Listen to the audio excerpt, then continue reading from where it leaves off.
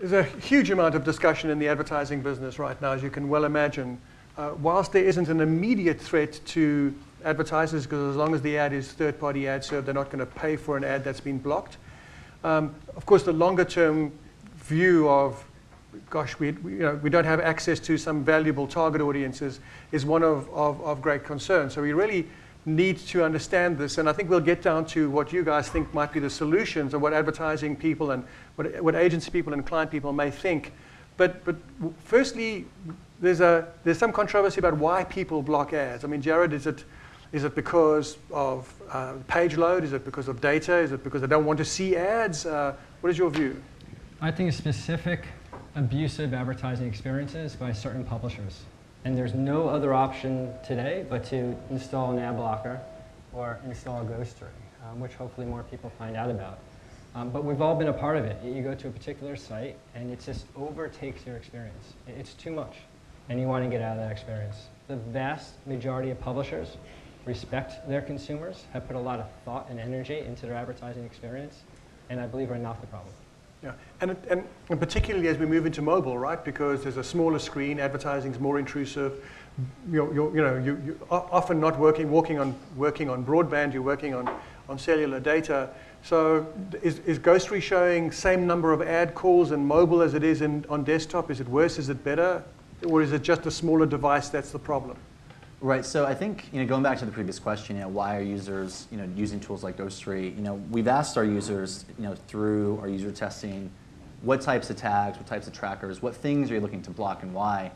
And I think we're seeing a range of responses. It's not all tags, not all ads are created equal. Number one, we see about 60% of our users, they want to stop disruptive ads. It's those ads that interrupt the user experience and somehow provide a friction point between where they are and the content they want to get. In terms of ads that are less obtrusive inline ads, we're seeing that drop down to 48%.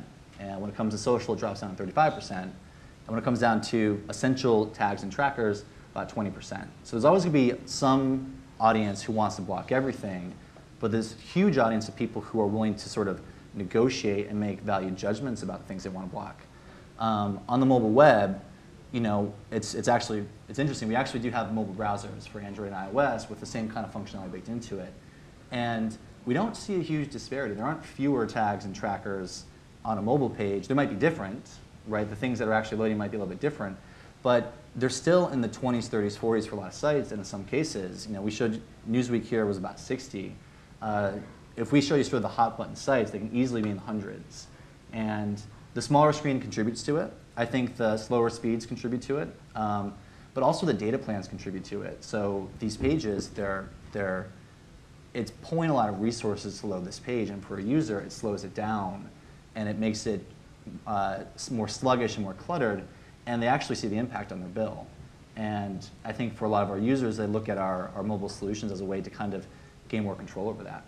Mm-hmm. Well, let's talk then about what the industry needs to do about this. We've got a couple of minutes left. What is our message to the industry? We're in a situation where blocking is on the increase. What should publishers do? What should advertising and marketers know?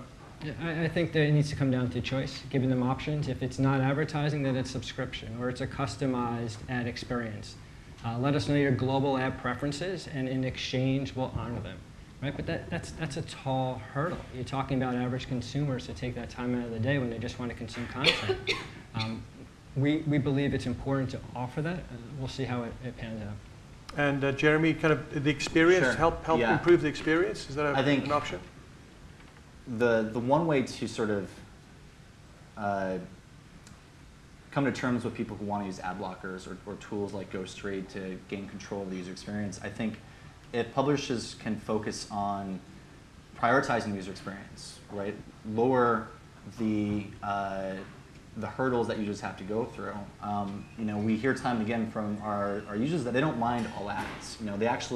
They want to support the sites that they like, and they sometimes the ads that they see they actually enjoy, but sometimes they don't. And one great example is one of my friends. He was buying a ring for he was looking to propose to his now fiance, and he was researching rings, and he was super creeped out by having the ring advertisements follow him around the web. And he was so grateful that he had a way to sort of fight back against that, in the sense that he could control what types of ads that he saw.